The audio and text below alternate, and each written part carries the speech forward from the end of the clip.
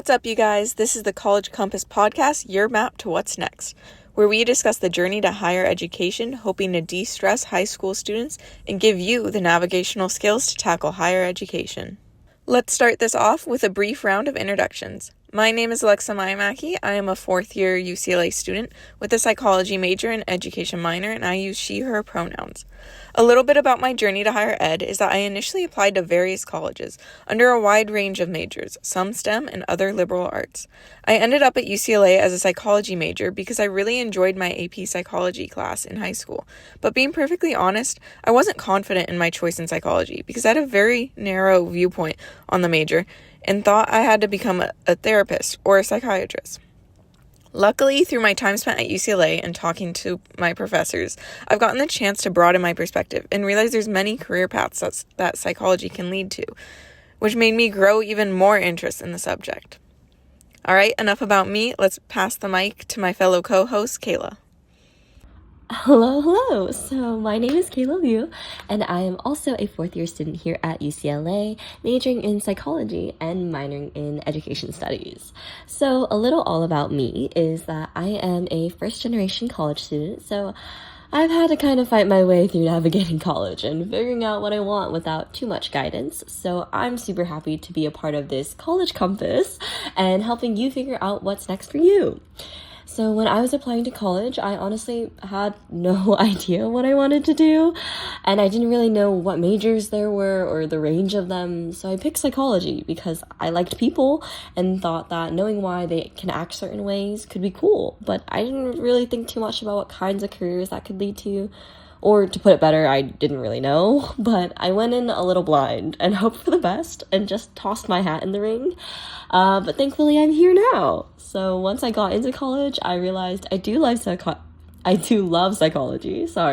but I got the chance to explore different paths and eventually took on the education minor once I discovered I love the careers in this field more and found my way to where I am now. I'm very excited to dive into everything we get to talk about today. Thank you, Kayla, for sharing a bit about you. Let's pass the mic to Farron. Hi everyone, my name is Farron Littleton and I'm currently a senior at UCLA majoring in political science with minors in film and education. Throughout my time at UCLA, I've been involved in campus life and student leadership. I've had the opportunity to serve as a residential hall treasurer, work as a new student advisor, and intern with the Office of Dean of Students, which introduced me into the field of student affairs and higher education. Through these experiences, I've had the chance to support students as they navigate college while also learning more about how universities create programs and resources that help students succeed.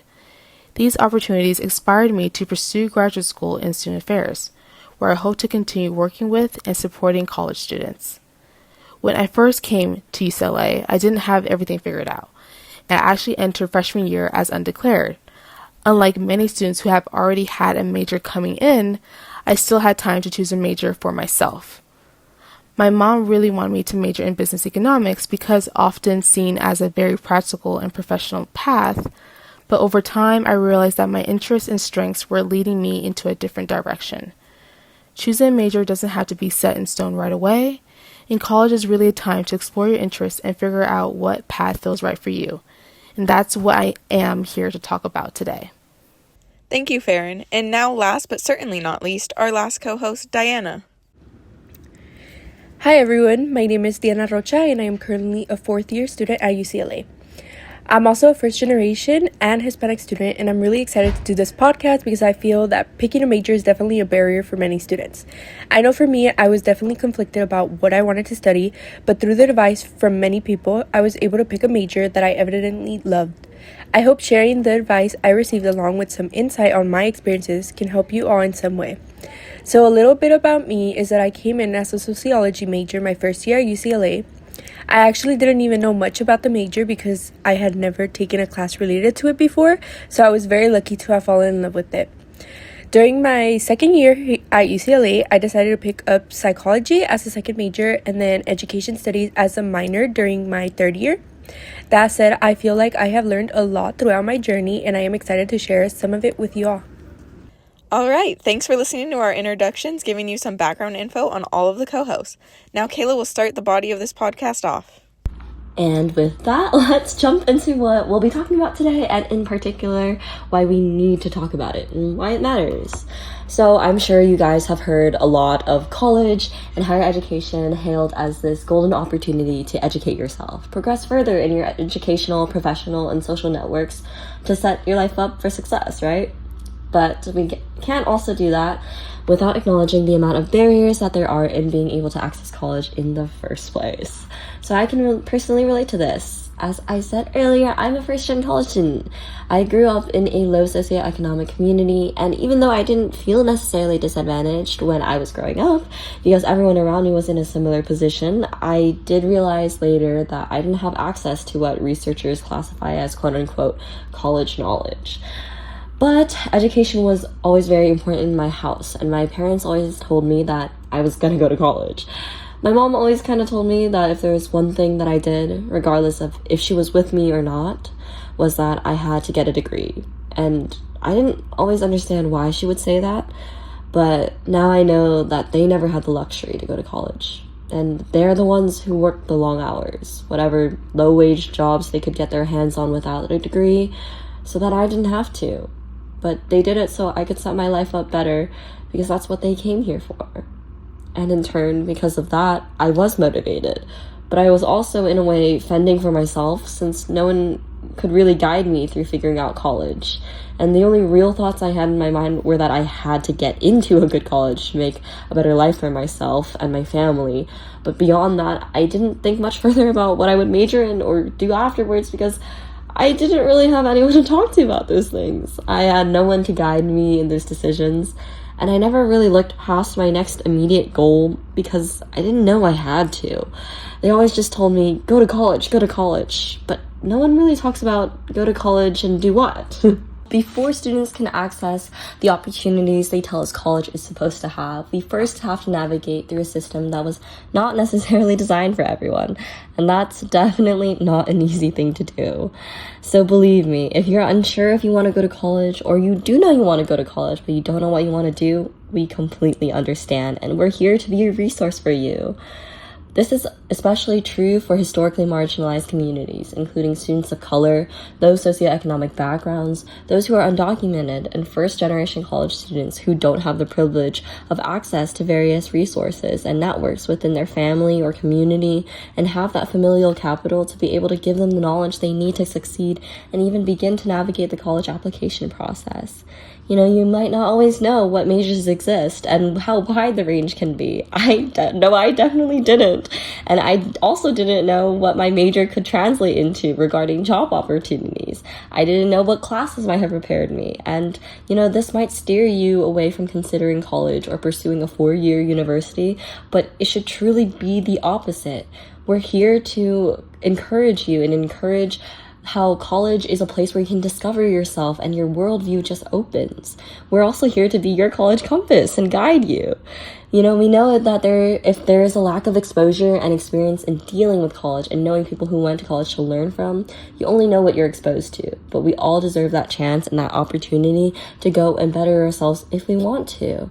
Schools in low socioeconomic areas may not have the resources and funding to offer one-on-one counseling or AP courses that can pique your interest. And you might never know about that specific engineering field. You might not know about that public health job that exists, or those more niche majors that you could want to be in. But once you get to college, you can discover those. You know, when we listened to guest lecturer Ashley Farias, who's a high school college counselor at Huntington Beach High School, she mentioned that one of her students she counseled didn't know that she could major in something she actually wanted to. She didn't know that cosmetology school was even an option. So what I want to emphasize really is that even if you might not have that exposure to people who have gone to college before to guide you in choosing what you want to study, or if you're on the fence about going to college and you're thinking, what's the point of going when I don't even know what I want to do with it and I feel like I might waste all that money, that's the thing we're going to talk about. We'll discuss the different routes you can take in college. We'll talk about how it really isn't so scary. We'll talk about how we can be a resource for you.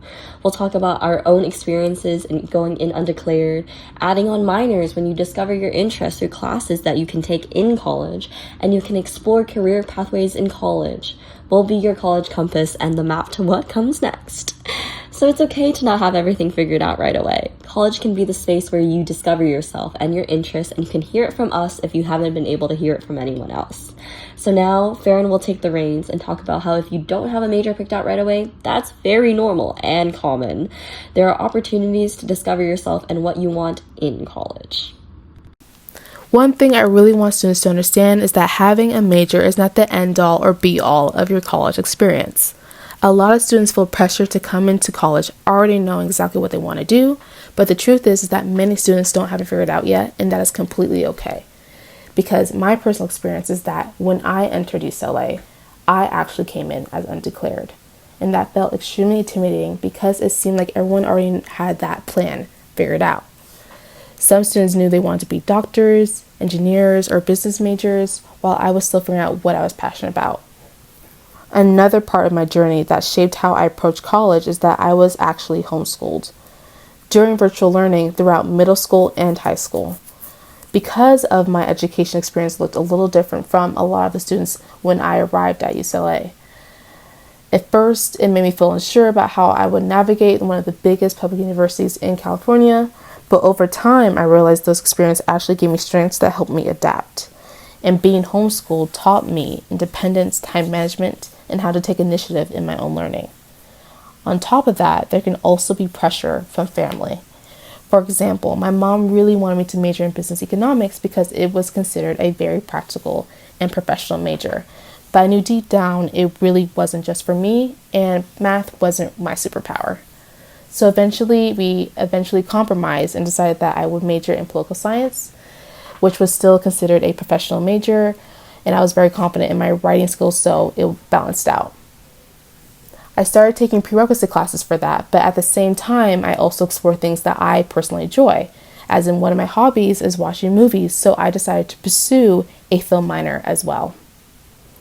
But what really helped me discover my direction in college wasn't just classes, it was by getting involved on campus. For instance, when I was a freshman living in the dorms, I saw a job position for a treasurer to help oversee the building budget and activities. In high school, I had been a treasurer for my honor society, so I thought, why not apply? And I ended up getting the position, and that experience opened up a whole new world for me, and being involved in regional life exposed me to student leadership, student engagement, and that's why I started becoming really interested in student affairs and higher education. And having that background, I continued getting involved. And continuing on to my sophomore year, I became a new student advisor where I helped incoming students transition into college and navigate their first year at UCLA.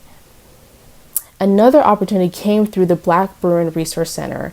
Someone there actually recruited me and encouraged me to apply for an internship at the Office of Dean of Students. That moment really reflects what social capital is, where networks and relationships provide support and open doors to opportunities. Started working there and continued working there all throughout my senior year. That experience really shaped my future goals.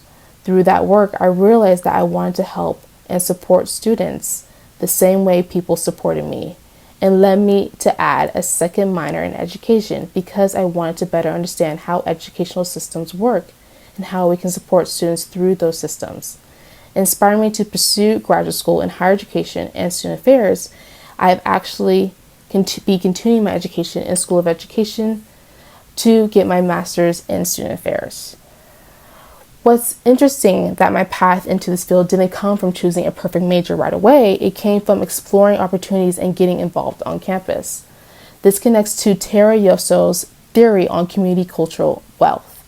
Yosso explains that students from marginalized communities bring many students with them when they enter college. She writes, array of knowledge, skills, abilities, and contacts possessed utilized by communities of color to survive and resist macro, and micro form of oppression. One form of this wealth is navigational capital, which is the ability to learn how to navigate institutions like colleges and universities, even when those systems might feel confusing at first.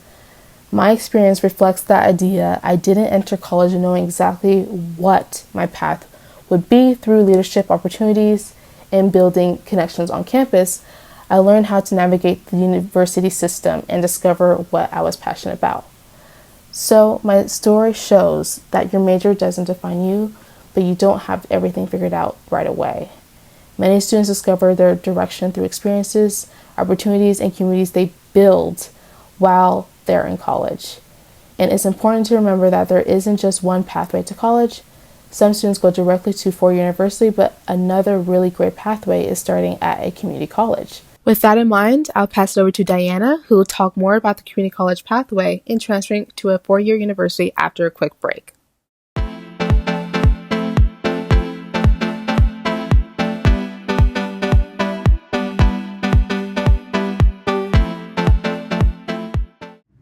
Welcome back, everyone, and again, thank you for that incredible insight on social and navigational capital.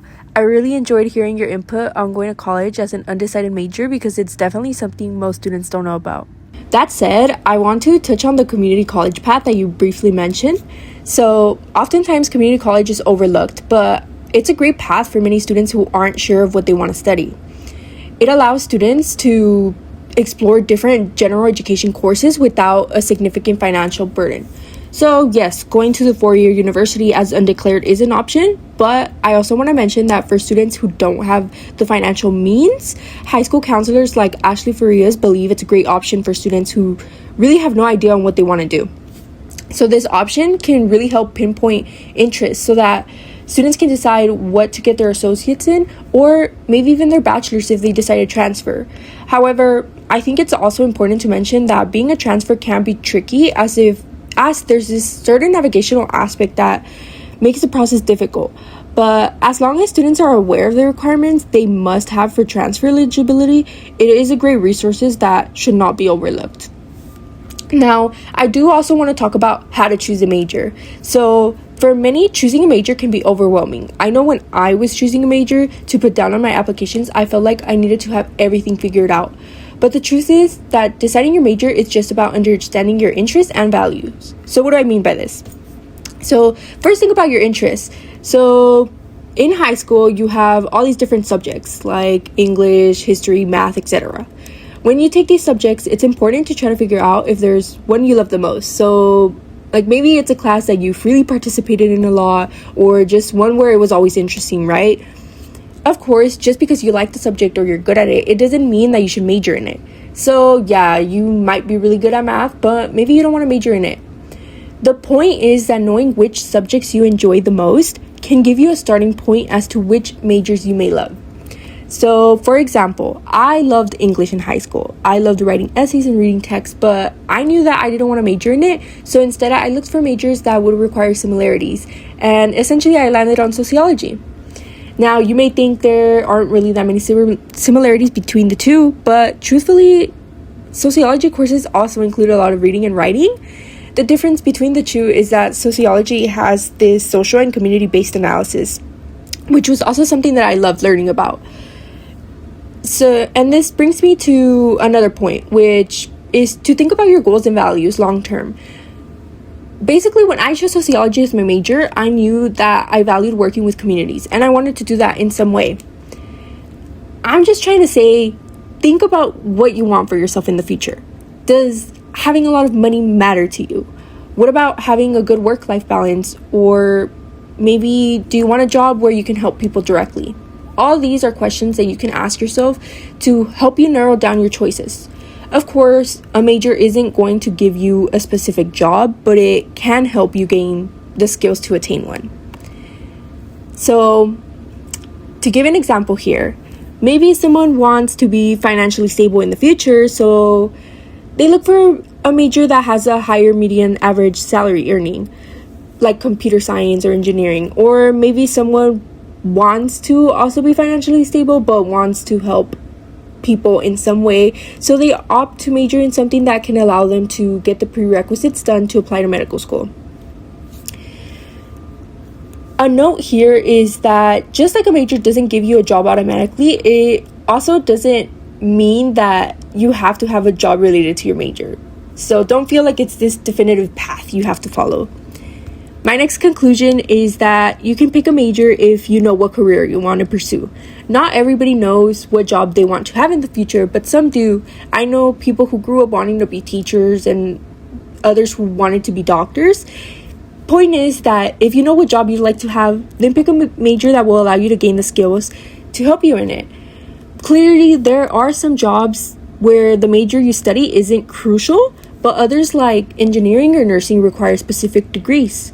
Like Ashley Faria said, for those jobs that require specific degrees and are competitive to get into, it's best to choose the major if you know what you want to do. Trade schools or other certifications like cosmetology school are also another option that are great for students who are sure of what they would like to do. Ultimately, I want to end my section by saying what I believe is a key point, which is that college is important and it can open so many doors for students.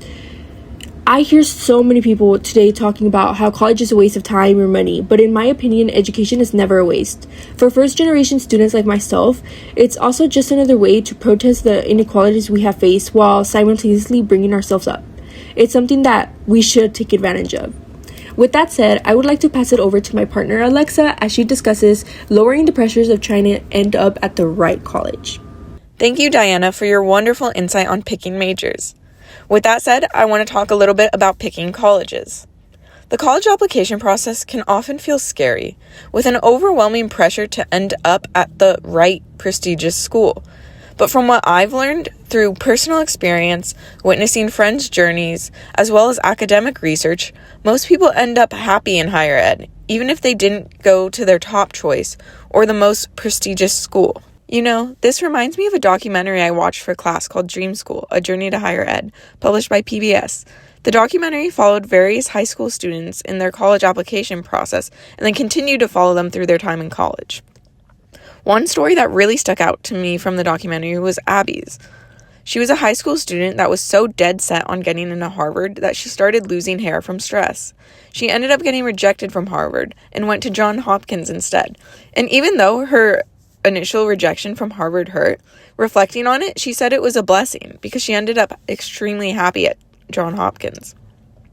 She even admitted that the name recognition played a major role in her application stress, despite Johns Hopkins being a better fit, and Harvard not even offering some of the classes she was most passionate about.